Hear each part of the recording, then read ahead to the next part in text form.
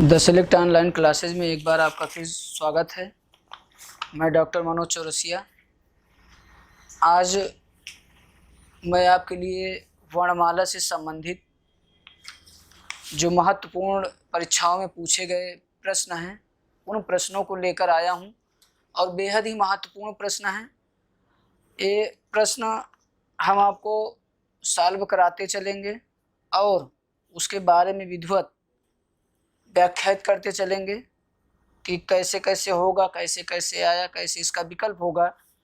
तो चलिए हम चलते हैं। सबसे पहला हमारा क्वेश्चन है, पहला क्वेश्चन है आपकी स्क्रीन पर आ गया होगा, आप देख सकते हैं। पहला क्वेश्चन है, शब्द की सबसे छोटी इकाई क्या कहलाती है। पहला प्रश्न ध्यान से पढ़िएगा कि शब्द की सबसे छोटी इकाई क्या कहलाती है। इसमें आपको 4 ऑप्शन दिखाई पड़ रहा होगा। पहला है स्वर यानी ए, बी आपका वर्ण, सी आपका व्यंजन, डी आपका अयोगवाह। अगर आपको आ रहा हो तो मित्रों आप जल्दी से बताइए, नहीं आ रहा तो हम तो ही हैं, हम बताएंगे, विधिवत बताएंगे। कह रहा है शब्द की सबसे छोटी इकाई क्या कहलाती है। ये जितने प्रश्न हैं एग्जाम में आए हुए हैं, कई परीक्षाएं आपके सामने हुई हैं, हो भी रही हैं, उसमें ये तमाम तरह के प्रश्न पूछे गए हैं और जो पूछे गए हैं वही प्रश्न हम लेके आए हैं।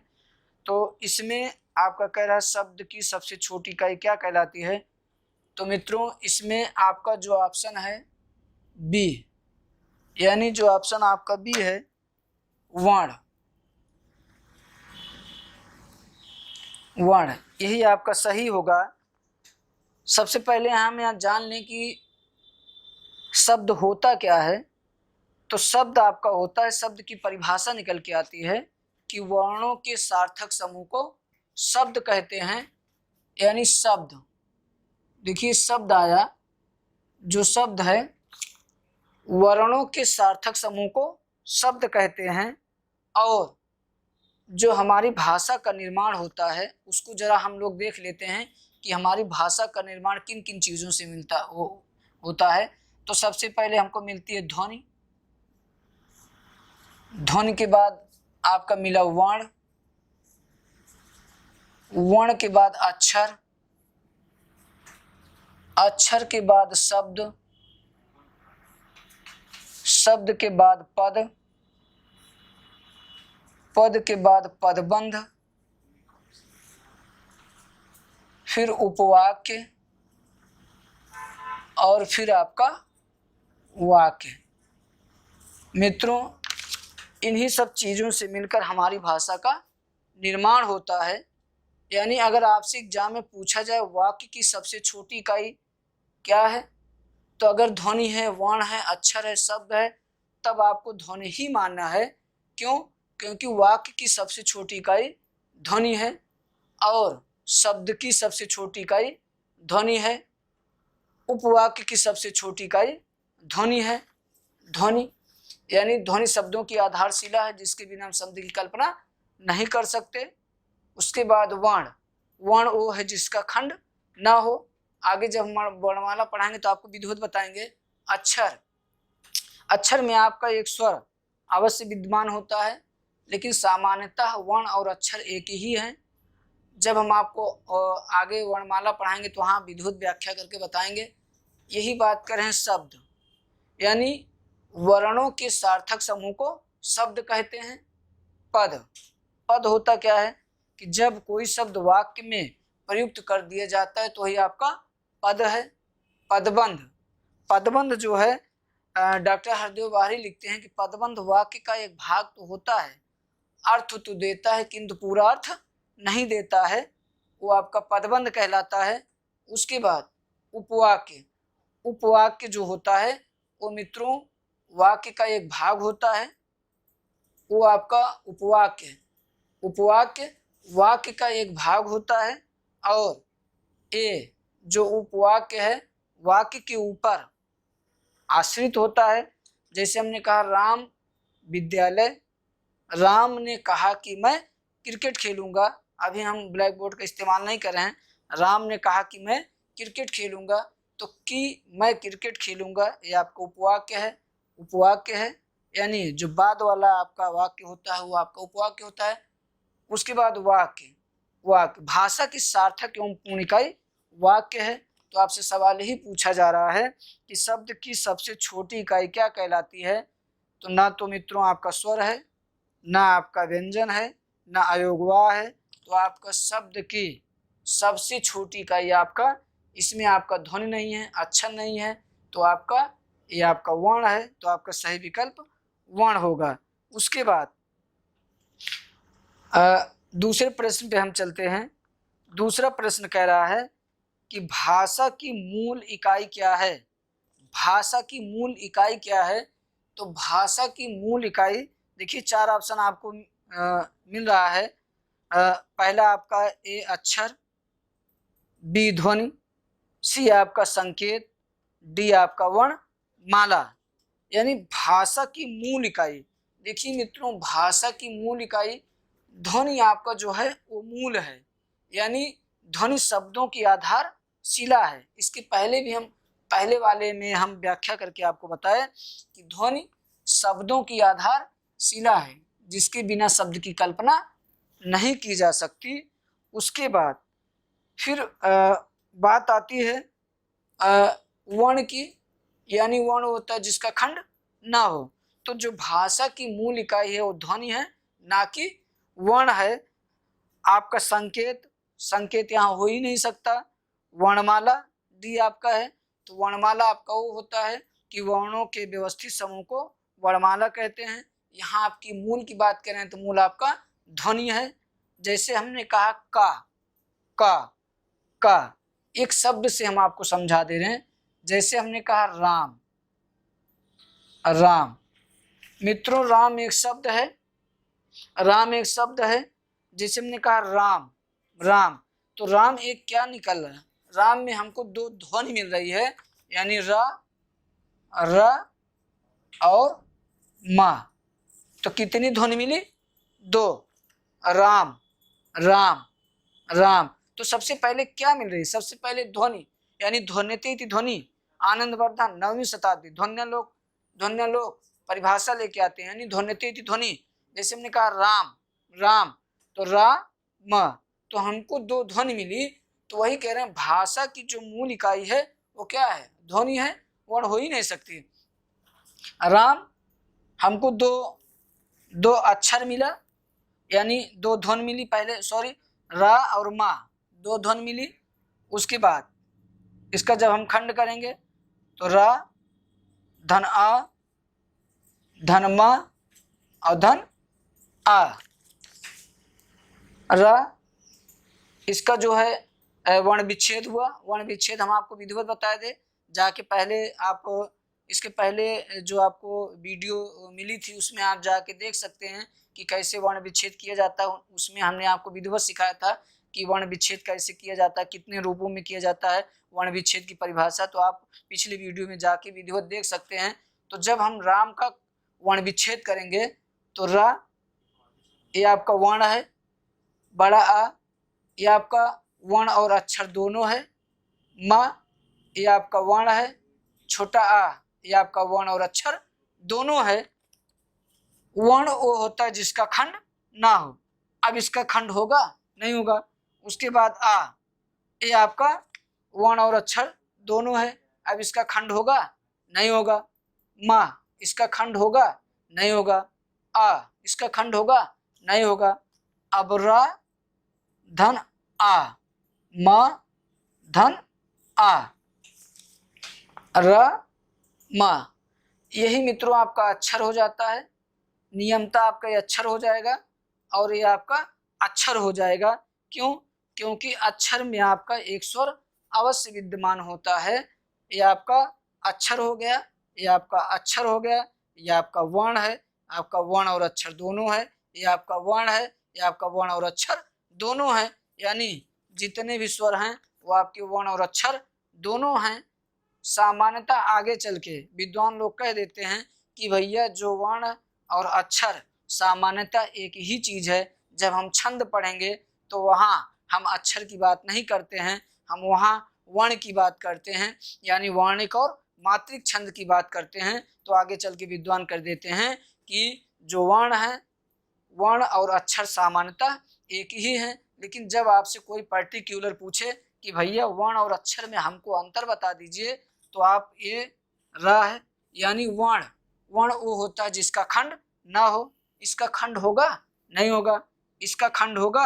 अब ये मत कीजिएगा कि गुरुजी ये तो बड़ा आ है, छोटा धन छोटा, नहीं, ये मित्रों स्वर है, स्वर का कभी विभाजन नहीं होता है। स्वयं राजंतीत स्वर है, यानी जो स्वतंत्र होते हैं स्वर होते हैं, स्वरों का कभी विभाजन नहीं होता है।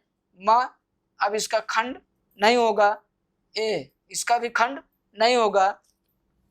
तो जो आपका र धन आ ये अक्षर हुआ, ये आपका अक्षर हुआ, तो आपका बना क्या? राम। राम। वर्णों के सार्थक समूह को शब्द कहते हैं। क्या कहते हैं? शब्द कहते हैं। तो सबसे पहले हमको ध्वनि मिली, ध्वनि मिली। ध्वनि शब्दों की आधारशिला है, जिसके बिना शब्द की कल्पना नहीं की जा सकती। तो ये आपका ध्वनि हुआ। राम, राम में हमको 2 ध्वनि मिली। यही आपका सवाल पूछ रहे हैं कि भाषा की मूल इकाई है, तो भाषा की मूल इकाई मित्रों आपका ध्वनि है, ना कि आपका अक्षर है, ना संकेत है, ना कि वर्ण माला है। तो आपका सही ऑप्शन क्या होगा? यानी भाषा की मूल इकाई क्या है? ध्वनि है। एक प्रश्न अगर आपको मिला तो उसमें कम से कम 4 प्रश्न आपको निकालना ही है, और 4 प्रश्न नहीं, 6 प्रश्न, हम 10 प्रश्न निकाल देंगे अगर आपसे पूछा जाए कि भाषा की मूल इकाई क्या है। भाषा की मूल इकाई आपकी ध्वनि है। आइए तीसरा प्रश्न हम देखते हैं। तीसरा प्रश्न कह रहा है कि वर्णों के समुदाय को क्या कहते हैं। आगे वाला प्रश्न कह रहा है कि वर्णों के समुदाय को क्या कहते हैं। तो मित्रों पहले सबसे पहले हम देखते हैं समुदाय होता क्या है। तो समुदाय का मतलब होता है समूह। तो थोड़ा सा यहाँ प्रश्न उसका जो परिभाषा वाली है उसकी थोड़ा बदल दिए हैं। समुदाय का मतलब होता है समूह। तो यहाँ आप कह क्या रहे हैं कि वर्णों के समुदाय को क्या कहते हैं। इस तरह भी प्रश्न पूछ लिए हैं कि वर्णों के व्यवस्थित समूह को क्या कहते हैं। तो मित्रों समुदाय और समूह एक ही चीज है। तो कह रहे हैं वर्णों के समुदाय को क्या कहते हैं। पहला ऑप्शन है वर्णमाला, दूसरा ऑप्शन है अक्षर, तीसरा सर्वनाम, चौथा क्रिया। तो यहाँ हम वर्णमाला पढ़ रहे हैं, यानी जितने भी वर्णमाला से क्वेश्चन आए हुए हैं उसको हम सॉल्व कर रहे हैं। जो आगे एग्जाम आपके लगे हुए हैं उसके लिए बेहद ही महत्वपूर्ण है, और इसको विधिवत सॉल्व कीजिएगा। यहाँ से प्रश्न आता ही है। तो कह रहे हैं कि वर्णों के समुदाय को क्या कहते हैं। मित्रों जो हमारी वर्णमाला है 2 रूपों से मिलकर बनती है, स्वर और व्यंजन। स्वर और व्यंजन। तो जो हमारी वर्णमाला है 2 रूपों से मिलकर बनती है, स्वर और व्यंजन। तो जो वर्णमाला है इसका रूप व्यवस्थित होता है। इसकी कहानी हम बताएंगे। कहानी यह थोड़ा सुन लीजिए। जब भगवान शंकर ने डमरू बजाया, नृत्य किए, तो जो पाड़ी ने 14 सूत्र ग्रहण किए, तो उसमें सबसे पहले किसकी बात आई? स्वर की। स्वर की, फिर व्यंजन की। तो पहले स्वर की बात आई, उसके बाद व्यंजन की। यानी जो संस्कृत की वर्णमाला है, हिंदी की वर्णमाला है, वो हमारी वर्णमाला व्यवस्थित है। अंग्रेजी की वर्णमाला मित्रों व्यवस्थित नहीं है। क्यों? क्योंकि इसमें पहले स्वर आता है, उसके बाद व्यंजन आता है।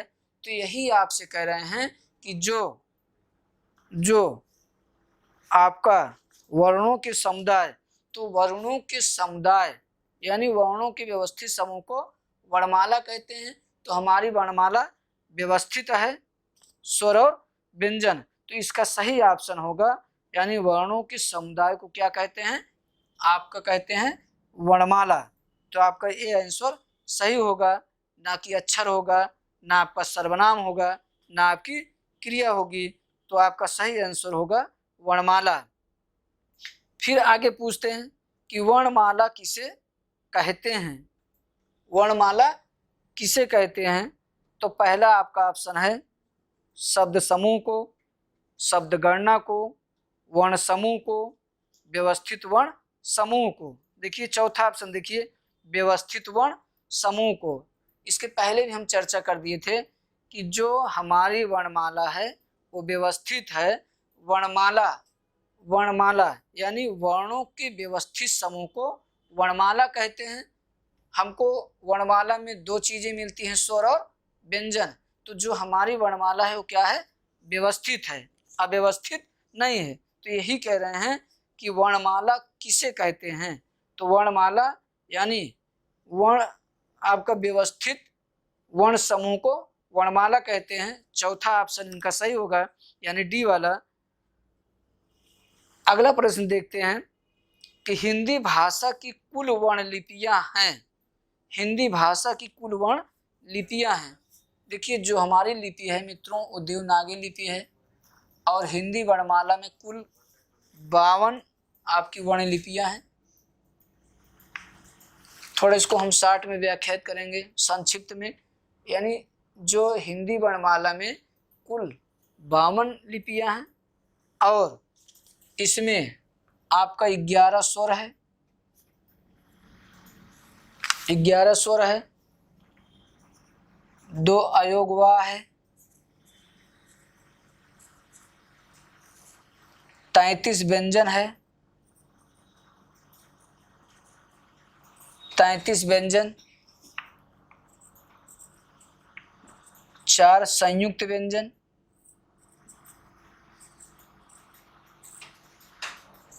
2 आपका उच्छिष्ट व्यंजन या द्विगुण व्यंजन,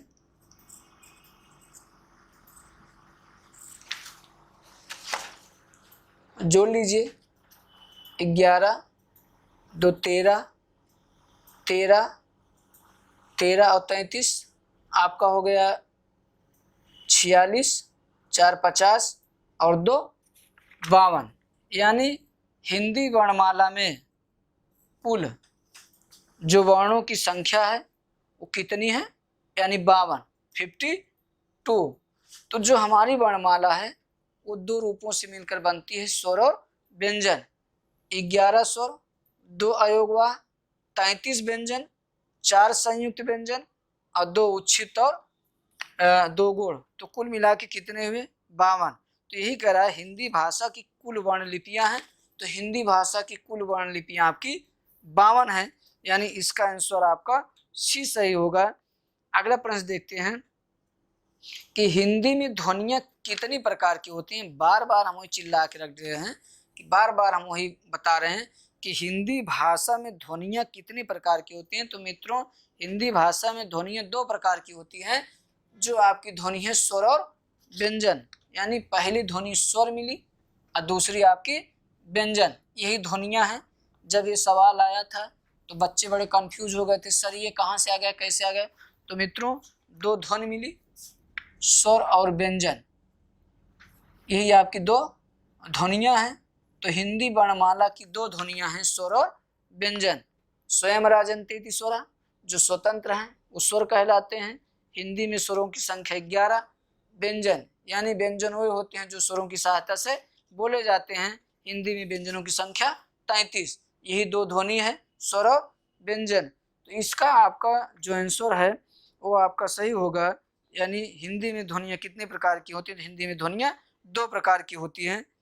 अगला प्रश्न देखते हैं, वर्णों के कितने भेद हैं।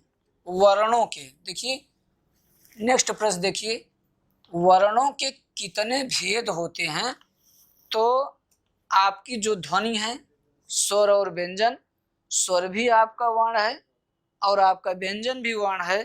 तो आपका ये कहा जा रहा है कि हिंदी में यानी कितने वर्ण होते हैं, वर्णों के भेद पूछ रहा, तो कितने भेद होते हैं। तो मित्रों आपके 2 भेद होते हैं, एक आपका स्वर और आपका ये व्यंजन। यानी ये कह रहा है कि वर्णों के कितने भेद होते हैं, तो वर्णों के 2 भेद होते हैं, ना कि आपका 10 होगा, ना 7 होगा, ना कि 8 होगा। तो 2 आपके वर्णों के भेद मिले, स्वर और व्यंजन, स्वर और व्यंजन। इसके पहले हम इसकी चर्चा कर चुके। अगला प्रश्न देखते हैं कि जिनका उच्चारण स्वतंत्रता से होता है और जो व्यंजन के उच्चारण में सहायक होते हैं उसे कहते हैं। बहुत ही अच्छा प्रश्न है। कह रहे हैं कि जिनका उच्चारण स्वतंत्रता से होता है और जो व्यंजन के उच्चारण में सहायक होते हैं उसे कहते हैं। एक ही प्रश्न बार बार घुमा रहे हैं। स्वर स्वयं राजन्ते इति स्वर, जो स्वर होते हैं स्वतंत्र होते हैं, बिना किसी की सहायता से बोले जाते हैं। तो इसमें आपको एक ऑप्शन मिला, स्वर मिला। तो यही कह रहे हैं कि जिनका उच्चारण स्वतंत्र होता है। मित्रों, जो स्वर होता है उनका उच्चारण स्वतंत्र होता है, बिना किसी की सहायता से बोले जाते हैं, यानी स्वयं राजन्ते इति स्वरा। जैसे हमने कहा आओ आओ, तो आओ देखिए आ की अंतिम ध्वनि आ है, ओ की अंतिम ध्वनि ओ है, तो आ भी स्वर है, ओ भी स्वर है।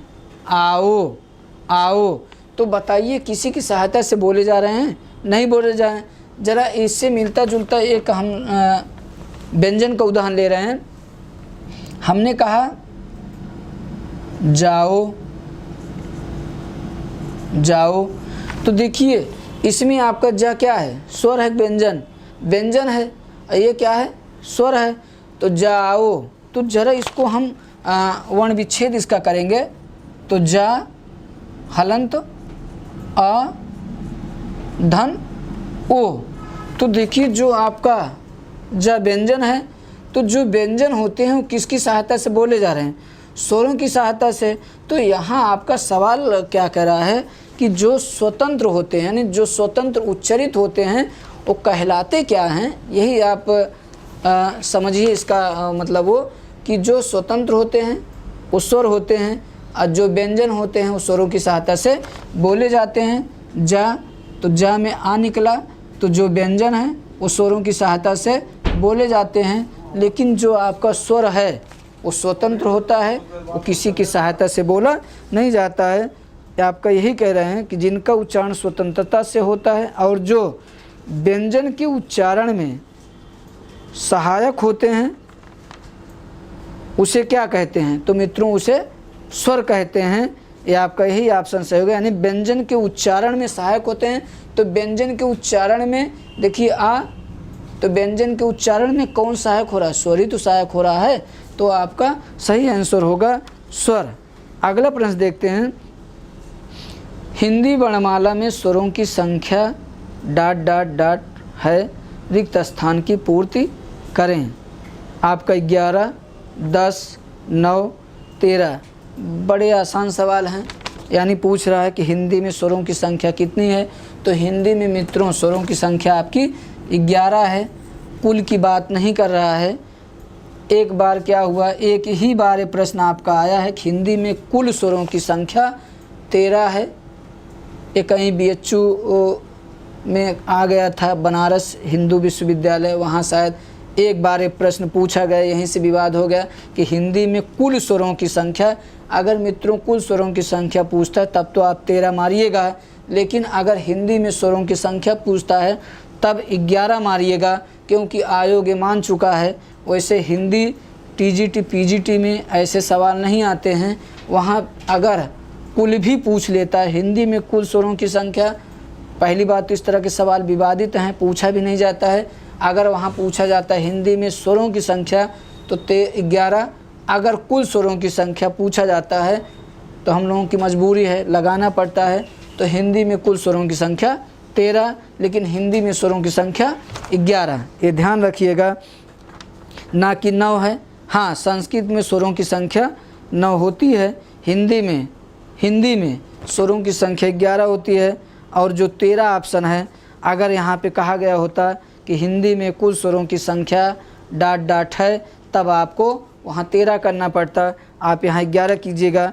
अगला प्रश्न है, निम्नलिखित में कौन स्वर नहीं है? निम्नलिखित में कौन स्वर नहीं है? देखिए, एक आपका है इया,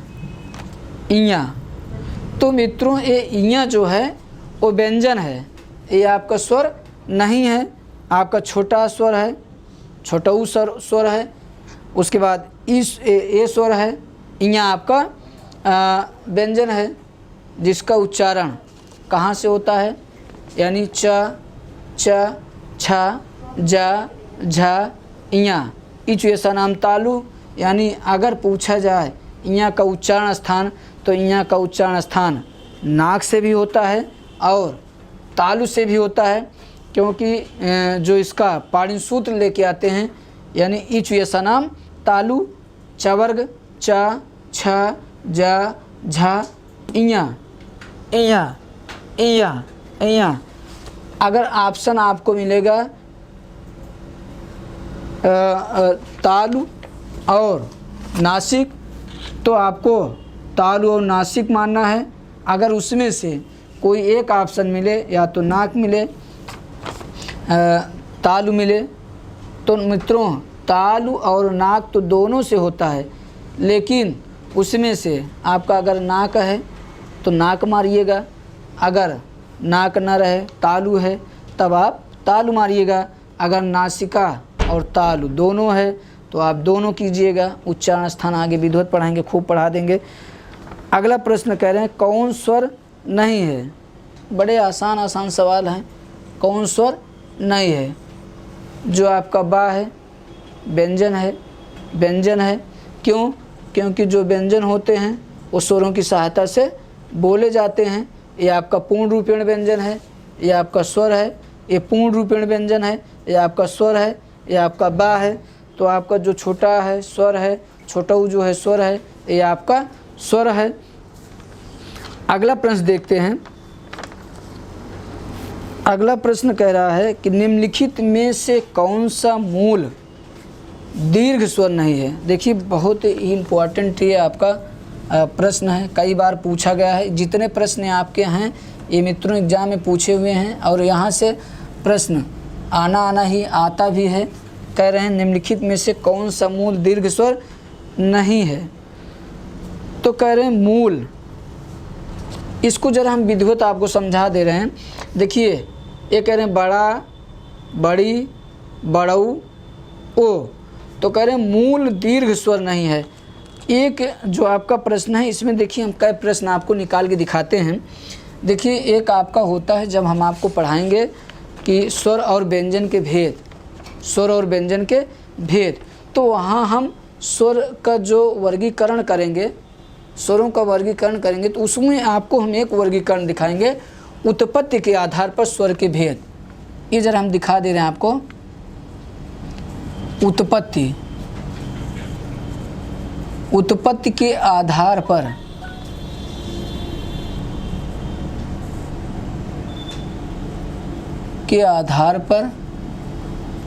स्वर के भेद। उत्पत्ति के आधार पर स्वर के, यही से आपका जो प्रश्न है यही से आपको उत्तर मिलेगा। और एक आपके वर्गीकरण से इसमें आपको कई बातें आपको मिल जाएंगी। देखिए कह रहा है उत्पत्ति के आधार पर स्वर के भेद। तो उत्पत्ति के आधार पर स्वर के मित्रों दो भेद होते हैं। जरा हम देखते हैं कौन कौन से हैं। एक आपका है मूल स्वर, मूल स्वर। देखिए मूल स्वर, संधि स्वर, मूल स्वर, संधि स्वर। देखिए हमको 11 में बंटवारा करना है। यही 11 में कौन मूल स्वर हैं और कौन आपके संधि स्वर हैं, ये आपको मिलेगा कामता प्रसाद गुरु में, जो कि हिंदी की पाणिनि कहे जाते हैं। यानी जो उनकी व्याकरण की किताब है, उसी में आपको मिलेगा कि उत्पत्ति के आधार पर स्वर के भेद। तो उत्पत्ति के आधार पर स्वर के दो भेद होते हैं। जो आपको प्रश्न मिला है वही हम आपको सॉल्व करके दिखा रहे हैं। मूल स्वर, संधि स्वर। अब यहाँ परिभाषा हम नहीं लिखाएंगे, परिभाषा बस ऐसे बोल दे रहे हैं कि यानी मूल स्वर, मूल स्वर वह होते हैं जो स्वयं उत्पन्न होते हैं, यानी बिना किसी की सहायता से। जैसे इनका जो निर्माण होता है वो स्वतंत्र होता है, अपने आप ही होता है, ये किसी के मेल से नहीं बने होते हैं। जैसे छोटा आ, छोटी ई, छोटा ऊ और आपका री, ये मित्रों आपका मूल स्वर है। छोटा आ, छोटी, छोटा ऊ, री। संधि स्वर, देखिए संधि स्वर जो है आपका है, यही हम कर दे रहे हैं बड़ा, बड़ा आ, बड़ी ई, बड़ा ऊ, बड़ा ऊ, फिर उसके बाद ए, आए, ओ और औ। देखिए मूल स्वर छोटा आ, छोटी, छोटा ऊ और रे। संधि स्वर, यहाँ संधि स्वर के दो भेद कर देते हैं। एक आपका दीर्घ स्वर,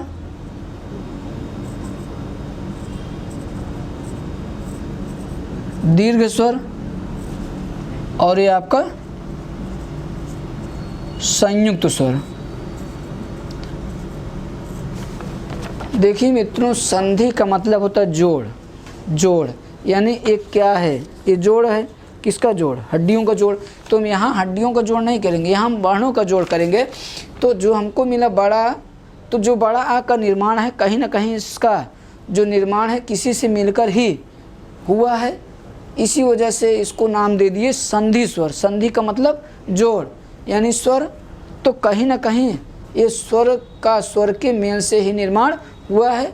तो मूल स्वर, संधि स्वर, बड़ा, बड़ी, बड़ऊ, ए, ऐ, ओ, औ।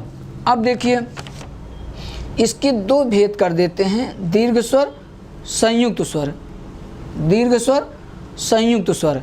अब देखिए कभी कभी प्रश्न आ जाता है कि जैसे पूछ लिया ए है ह्रस्व है कि दीर्घ है कि संयुक्त है, तो बच्चे क्या करके चले आते हैं, ए आपका दीर्घ स्वर मार देते हैं। आज से आप गलती कभी मत कीजिएगा। तो जो संधि स्वर हैं इसके दो भेद कर देते हैं, यानी दीर्घ स्वर और संयुक्त स्वर। दीर्घ का मतलब होता है बड़ा बड़ा, यानी परिभाषा लेके आते हैं कि दीर्घ स्वर उसी मूल स्वर का, यानी उसी मूल स्वर का, उसी मूल स्वर में जिस स्वर का निर्माण होता है उसे कौन स्वर, दीर्घ स्वर। यानी उसी मूल स्वर का, उसी मूल स्वर में, तो उसी मूल स्वर छोटा आ है, तो छोटा आ का मूल स्वर छोटा होगा। तो छोटा आ धन छोटा आ बराबर बड़ा आ, ये आपका जुड़ा, यानी छोटा आ धन छोटा बराबर बड़ा आ, ये आपका क्या हो गया, दीर्घ, यानी छोटका धन छोटका बराबर बड़का।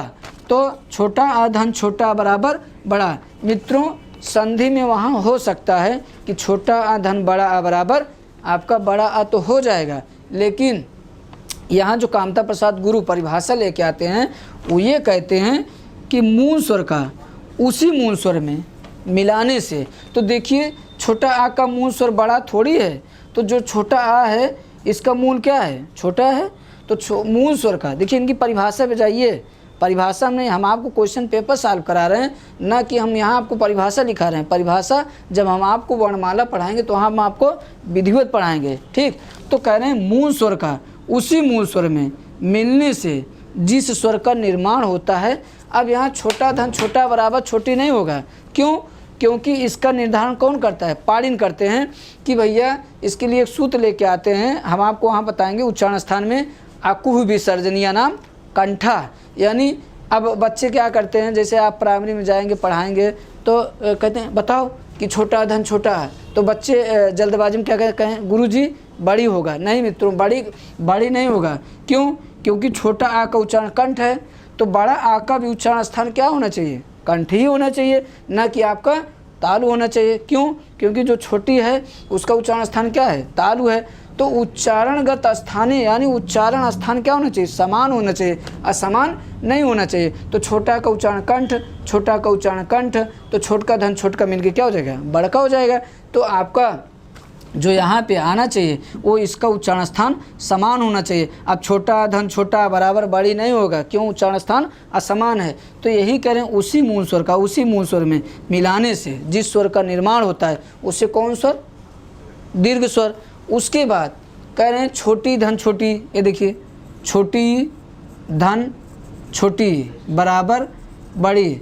मित्रों कुछ लोग सोच रहे होंगे कि हाय राम छोटी और धन बड़ी बराबर बड़ी, नहीं ये भी सही है, कोई गलत नहीं है, लेकिन हम मूल की बात कर रहे हैं यानी उत्पत्ति की बात कर रहे हैं। अगर पाड़िन की बात हम करेंगे तो पाड़िन छोटका छोटका की बात किए, बड़का बड़का की बात नहीं किए। क्यों? क्योंकि उन्होंने कहा कि छोटा छोटी छोटऊ की बात हम बता दे रहे हैं, हम बड़ा बड़ी बड़ऊ की बात नहीं बताएंगे। क्यों? क्योंकि इसी में आपका बचपना है, इसी में आपकी जवानी है, इसी में आपका बुढ़ापा है। तो कहें भैया हम एक की बात बता दे रहे हैं, उसी में आप तीनों निकाल लीजिए। तो कहें हम बड़का बड़का की बात बताएं, तो यही कह रहे हैं कि हम कहें बड़ी करें। तो पाणिन मतलब वो कामता प्रसाद गुरु की परिभाषा पे जाइए, उनकी परिभाषा कह रहे। देखिए बड़े बड़े विद्वान हैं, हम उनके खिलाफ नहीं जा सकते, हम उनका मतलब कि उनकी बात हम नहीं काट सकते। तो वही कह रहे हैं मूल स्वर का उसी मूल स्वर में। अब बताइए मूल स्वर क्या है? छोटी है। तो बड़ी आपका मूल स्वर नहीं है, क्योंकि बड़ी का निर्माण जो हुआ है वो छोटी धन छोटी मिलके हुआ है। तो यही परिभाषा करें कि मूल स्वर का उसी मूल स्वर में मिलाने से जिस स्वर का निर्माण होता है वही क्या है? वही आपका दीर्घ स्वर है। तो छोटी धन छोटी बराबर बड़ी। हम भी जान रहे हैं कि जब हम आपको संधि पढ़ाएंगे वहाँ हम इसकी 4 कंडीशन बताएंगे, एक कंडीशन नहीं बताएंगे। वहाँ हम आपको छोटी धन छोटी बराबर बड़ी, छोटी धन बड़ी बराबर बड़ी, बड़ी धन बड़ी बराबर बड़ी, बड़ी धन छोटी बराबर बड़ी। तो वहाँ मित्रों हम आपको 4 कंडीशन बताएंगे, लेकिन यहाँ हम इनके खिलाफ नहीं जा सकते। अब उसके बाद छोटऊ धन छोटऊ, छोटऊ धन छोटऊ बराबर बड़ऊ। मूल स्वर का देखिए मूल स्वर हम बता दिए, मूल स्वर छोटा छोटी छोटऊ री। हिंदी में अगर आपसे पूछा जाए मूल स्वरों की संख्या कितनी 4, तो मूल स्वरों की संख्या 4। संस्कृत में आपका मूल स्वरों की संख्या वहाँ आपका मित्रों 5, ठीक। और यहाँ पे छोटा छोटी छोटऊ री, यहाँ पे आपका 4 और संस्कृत में 5। ध्यान रखिएगा, वहाँ आपका लिरी मान लिया जाता है, यहाँ लिरी हम नहीं लिखेंगे, नहीं तो कहेंगे हारा मास्टर वह संस्कृतों पढ़ाता है। मित्रों एक चीज़ जान लीजिए, देखिए जिसको अगर ज्ञान होता है पढ़ाने में कोई बुराई नहीं है।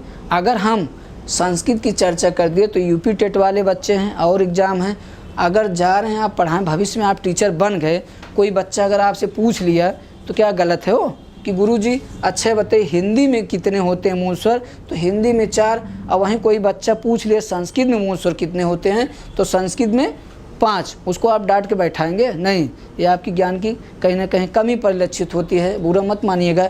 तो वहाँ पे आपका संस्कृत में 5 और हिंदी में 4। पाड़िन के वो कामता प्रसाद गुरु के अनुसार जो कि हिंदी के पाड़िन कहे जाते हैं। उसके बाद एक चीज़ और ध्यान रखिएगा, देखिए अपने यहाँ बड़ी री नहीं होता है, री धन री बराबर ये होता है। अब ये कामता प्रसाद गुरु नीचे नोट करके लिखते हैं कि हिंदी में री धन री बराबर ये होता है, बड़ी री नहीं होता है। संस्कृत में आपका बड़ी री इस तरह होता है, लेकिन हमारे यहाँ भैया बड़ी री नहीं होता है। तो जब अगर आपसे पूछा जाए क्या हिंदी में बड़ी री होता है, तो हिंदी में आपका बड़ी री नहीं होता, तो री धन री। तो ये आपका दीर्घ स्वर हुआ, इसको हम कह सकते हैं कि री धन री मित्रों बड़ी री नहीं होगा। तो आपका जो दीर्घ स्वर है बड़ा बड़ी बड़ो, यही आपके दीर्घ स्वर हैं, ना कि आपका री नहीं होगा। इसको हम दिखा दिए हैं, तो आप इसको दीर्घ स्वर में गिनती नहीं करनी है, इसको हम मिटा सकते हैं। उसके बाद आपका आता है संयुक्त। देखिए एक सजाती होता है, एक विजाती। सजाती का मतलब होता है जो अपनी जाति से बने होते हैं। जैसे हमने कहा छोटा धन छोटा बराबर बड़ा, तो अपनी जाति के हैं। लेकिन जो संयुक्त स्वर होता है ये विजाती मतलब स्वरों से मिलकर बने होते हैं। तो जो संयुक्त स्वर है तो हमने बड़ा बड़ी बड़ऊ दिखा दिया। अब बात आती ए ऐ ओ औ, ए ऐ ओ औ। अब देखिए ये जैसे हमने लिख लिया ए, ए। ठीक, अब कोई आपसे पूछा कि गुरुजी ए का निर्माण कैसे होगा, सही बताएं। अगर हिंदी का व्याकरण आप पढ़ा रहे हैं, जब तक संस्कृत का नॉलेज नहीं होगा, संस्कृत व्याकरण का ज्ञान नहीं होगा, आप बच्चों को संतुष्ट कर ही नहीं सकते। जैसे मान लीजिए ए, आपसे कोई पूछा कि गुरुजी ए का निर्माण कैसे हुआ, मान लीजिए कुछ बच्चे शरारती होते हैं, बता देते हैं कि गुरुजी क्या आ धन ऊ। भाई मान लीजिए कोई हमको पढ़ा रहा है, भूगोल पढ़ा रहा है, तो हमको क्या पता कि श्रीलंका कहाँ है। हम तो कह सकते हैं गुरुजी कि इलाहाबाद के बगल भी तो श्रीलंका हो सकता है। तो आपको बताना पड़ेगा कि नहीं, ये उसका सिस्टम है, सबका अपना अपना सिस्टम है, नियम है, धारा है, कानून है। तो जैसे हमने कहा ए, तो जो ए का निर्माण है, मान लीजिए कुछ बच्चे शरारती होते हैं कि गुरुजी आ धन ऊ मिलकर ए भी हो सकता है, तो आप उसको डांट के बैठाएंगे नहीं। आपको बताना पड़ेगा ए है, ए है। देखिए इसको हम दिखा रहे हैं कि आ और धन ई। पहले इसकी परिभाषा देख लीजिए कि दो अलग अलग विजातीय स्वरों से जिस स्वर का निर्माण होता है उसे जो है कौन स्वर, संयुक्त स्वर। तो इतना तो पाणिन बता दिए, लेकिन पाणिन वो कामता प्रसाद गुरु जो हिंदी के पाणिन कहे जाते हैं वो भी पाणिन हैं। तो जो इन्होंने बताया कि अलग अलग विजातीय, यहाँ मूल स्वर का, उसी मूल स्वर में जिस स्वर का, देखिए आ का मूल स्वर क्या है, आ का मूल स्वर क्या है, आ। तो मूल स्वर का उसी, लेकिन ये आपका सजाती है, विजाती है, विजाती है, और ये आपका सजाती है। तो कामता प्रसाद गुरु इतना बता के छोड़ दिए कि दो अलग अलग विजातीय स्वरों से जिस स्वर का निर्माण होता है उसे हम संयुक्त स्वर कहते हैं। लेकिन ये नहीं बताएं कि भैया आ धन ई कैसे ये हो गया। तो ये आपको जाके पीछे जाना पड़ेगा, यानी आप संस्कृत का सहारा ले सकते हैं। ये कहते हैं कि उच्चारण स्थान समान होना चाहिए। अगर आ का उच्चारण कंठ है, ई का तालु है, तो कहते हैं आ धन ई बराबर ए तो हो जा रहा है। तो जो ए का उच्चारण स्थान है वो इनके उच्चारण स्थान के बराबर होना चाहिए, ऐसा कामता प्रसाद गुरु को बताना चाहिए। लेकिन वो चीज़ नहीं बताए। ये चीज़ आपको संस्कृत में मिलेगी, यानी आ का उच्चारण कंठ, ई का तालु, तो आ का कंठ, ई का तालु। भैया जब आ धन ई, तो आ धन ई मिलके ओ भी तो हो सकता है। कोई बच्चा खड़ा हुआ कह दिया गुरुजी आ धन ई, आ धन ई मिलके ओ भी तो हो सकता है। तो आपको बताना पड़ेगा कि भैया आ का उच्चारण स्थान कंठ, ई का तालु। तो पाणिन समझौता कराते हैं कि जो ए है इसका पड़ोसी है, आ और ई का ये पड़ोसी है, तो इसका उच्चारण कंठ और तालु। सूत्र लेके आते हैं कि ए दैतो कंठ तालु, ए दैतो कंठ तालु, कंठ तालु। तो आ का कंठ, ई का तालु, तो आपका उच्चारण स्थान क्या हुआ, तो ए दैतो कंठ तालु। तो इसका उच्चारण स्थान इनके बराबर हुआ कि नहीं हुआ, हो गया। तो आ का उच्चारण कंठ, ई का तालु, तो ए का उच्चारण कंठ और तालु, झगड़े खत्म। अब कहाँ से, उसके बाद आधन ए, आधन ए बराबर अय, यानी अलग अलग। तो आ का उच्चारण कंठ, ए का आपका कंठ और तालु, तो अय का भी आपका उच्चारण स्थान कंठ और तालु होगा। उसके बाद ओ, देखिए ओ आ धन उ बराबर ओ, तो आ धन उ। मान लीजिए फिर यहीं आप समझ लीजिए कि फिर कोई बच्चा कहा कि गुरुजी ए कैसे हुआ, आ का उच्चारण कंठ, ऊ का ओष्ठ। तो फिर पाणिन समझौता कराते हैं कि ओ दैतो कंठ ओष्ठो, यानी आ का ओ दैतो कंठ ओष्ठो, तो आ का कंठ, ऊ का ओष्ठ। तो इसको बराबर पे ला के इनके खड़े करते हैं, ओ दैतो कंठ ओष्ठो। तो इनका उच्चारण स्थान क्या हुआ, समान हुआ। अब आ धन ऊ ए नहीं होगा, क्यों, क्योंकि आ का उच्चारण कंठ, ऊ का ओष्ठ, लेकिन ए का कंठ और तालु है। तो मित्रों ये जो आपके उच्चारण स्थान हैं ये आपके समान होते हैं। तो आ धन ऊ बराबर ओ, फिर आ धन ओ बराबर औ, यही आपका है संयुक्त स्वर। अब अगर आपसे एग्जाम में पूछा जाए कि संयुक्त स्वरों की संख्या कितनी है, तो संयुक्त स्वरों की संख्या मित्रों 4 है, मूल स्वरों की संख्या 4 है। संधि स्वर, संधि का मतलब जोड़, किसका जोड़, हड्डियों का जोड़ नहीं, यहाँ स्वरों का जोड़। दीर्घ स्वर यानी मूल स्वर का उसी मूल स्वर में मिलाने से जिस स्वर का निर्माण होता है। दीर्घ स्वर संयुक्त स्वर यानी विजातीय विजातीय स्वरों से जिन स्वरों का निर्माण होता है उसे संयुक्त स्वर। संयुक्त स्वरों की संख्या 4 है। एक ऐसे आया, इसका उच्चारण स्थान सबका समान है। अब प्रश्न क्या कह रहा है, प्रश्न हम लोग देख ले रहे हैं। प्रश्न ये कह रहा है कि निम्न में से कौन सा मूल दीर्घ स्वर नहीं है। देखिए मूल दीर्घ स्वर नहीं है तो ऑप्शन आपका है बड़ा आ, बड़ी ई, बड़ऊ और आपका ओ। तो कह रहा है मूल दीर्घ स्वर नहीं है, तो मूल दीर्घ स्वर, तो आपका देखिए मूल दीर्घ स्वर नहीं है तो आपका ओ क्या है, संयुक्त स्वर है।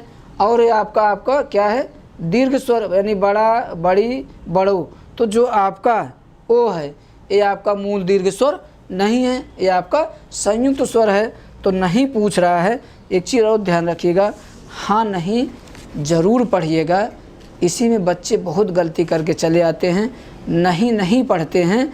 और जब भी नहीं पहले आए तो पहले मित्रों आप उसके नीचे टिक कर लीजिएगा, क्योंकि हाँ या नहीं, जैसे कहा कि उत्पत्ति के आधार पर स्वर के भेद नहीं हैं, तो उत्पत्ति के आधार पर स्वर के भेद नहीं पढ़े और 2 मार के चले आए। ये छोटी छोटी गलतियाँ आपको फाइट से बाहर करती हैं। और जो झेला है वही दूसरे की पीड़ा समस्या समझ सकता है। जो इंसान नहीं झेला है मित्रों कभी दूसरों की पीड़ा नहीं समझ सकता है। अगला प्रश्न कह क्या रहा है, निम्न में दीर्घ स्वर है। अब देखिए यहीं से सारी चीज़ें आपको मिल जा रही हैं। निम्न में दीर्घ स्वर है। देखिए दीर्घ माने बड़का, तो कह रहा है छोटी, बड़ी, ए, ऐ। तो ए, ऐ आया तो बच्चे क्या करते हैं कि कभी ए आया या छोटी बड़ी नहीं देखे तो ए, ऐ मार देते हैं। तो मित्रों ए, ऐ संयुक्त स्वर है। अगर संयुक्त स्वर आपकी बात नहीं की जाएगी, दीर्घ स्वर की बात की जाएगी, तो यहाँ दीर्घ स्वर की बात कर रहा है। तो कह रहा है निम्न में दीर्घ स्वर है, तो आपका बड़ी ई ये आपका क्या है, दीर्घ स्वर है। आगे कह रहा है निम्न में दीर्घ स्वर कौन सा है। फिर वही प्रश्न है, निम्न में दीर्घ स्वर कौन सा है। तो ऑप्शन आपका है बड़ा आ, ओ, ए, ऐ।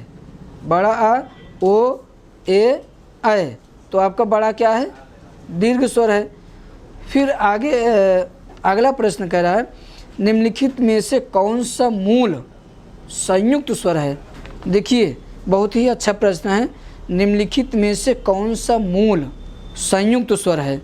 तो ए, ऐ, री पहला ऑप्शन, छोटा आ, ए, ओ दूसरा ऑप्शन, तीसरा ऑप्शन बड़ा आ, ऐ, औ यानी तीसरा ऑप्शन, चौथा है डी, ए, ऐ, ओ, औ। तो हमने कहा मूल संयुक्त स्वर यानी संयुक्त स्वरों की संख्या 4 है। छोटा आ आपका मूल स्वर है, ऑप्शन हो ही नहीं सकता।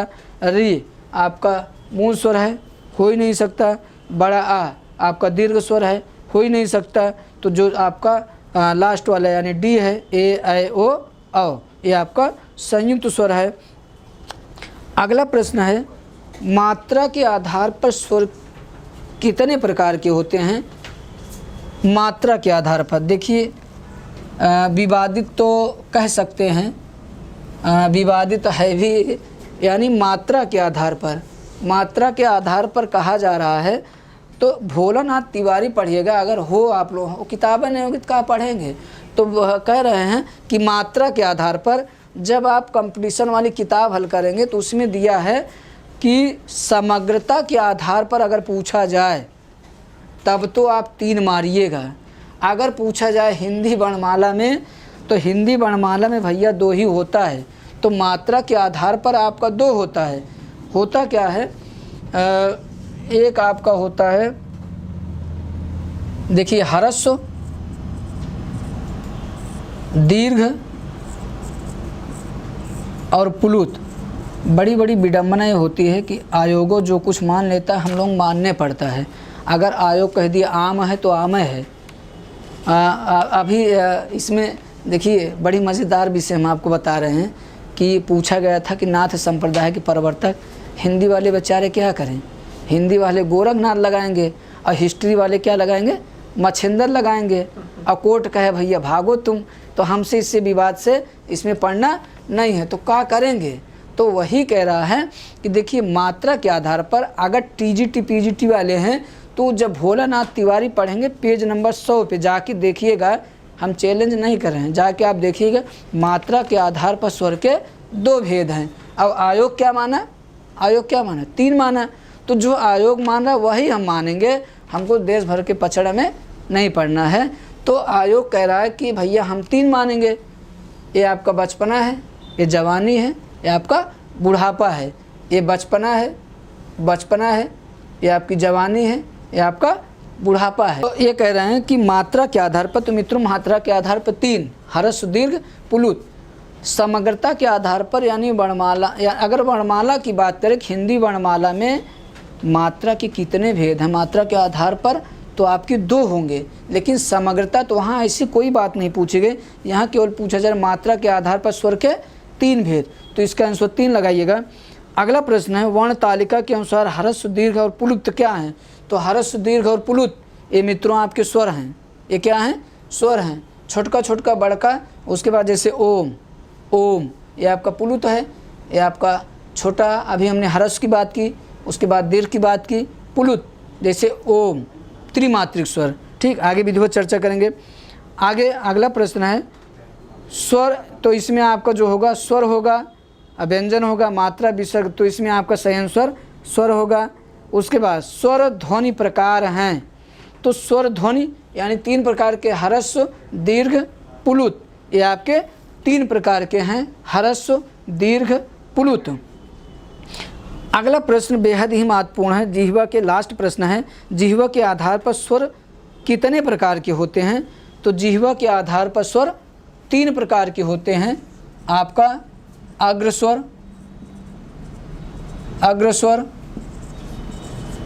मध्य स्वर और आपका पश्च स्वर। अग्रस्वर, मध्य स्वर, पश्च स्वर।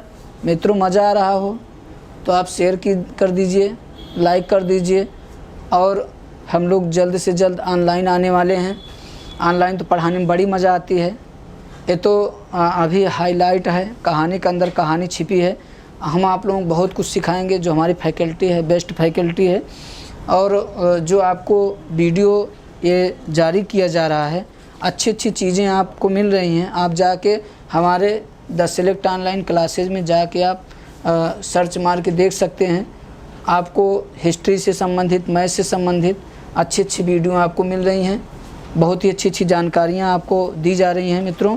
तो आपको पूछा जा रहा है जिह्वा के आधार पर 3 भेद हैं, अग्रस्वर, मध्य स्वर, पश्च। यहीं से हम आपको एक कहानी छोड़ के बता दे रहे हैं कि आओ बच्चों घर के पीछे कुकड़ू कूँ करें, कौन सा अग्र है, कौन सा मध्य है, कौन सा पश्च है।